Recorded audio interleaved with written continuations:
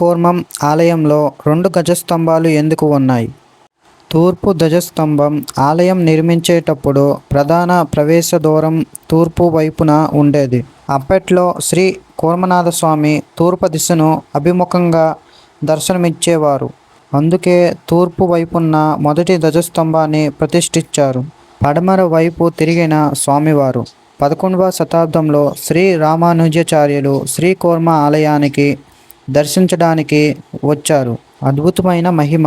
రామానుజాచార్యుల భక్తిని మెచ్చిన శ్రీ కూర్మనాథస్వామి తన ముఖాన్ని 180 డిగ్రీలు తూర్పు నుండి పడమర వైపుకు తిప్పి వారికి ప్రత్యక్షంగా దర్శనమిచ్చి ఆశీర్వదించారని 2వ ధ్వజస్తంభం ఈ దివ్య సంఘటనను గుర్తుగా, అలాగే స్వామివారి ధర్మణ దిశ పడమర వైపుకు మారిందను ఆలయంలో పడమర వైపు 2వ ధ్వజస్తంభాన్ని ప్రతిష్ఠించారు.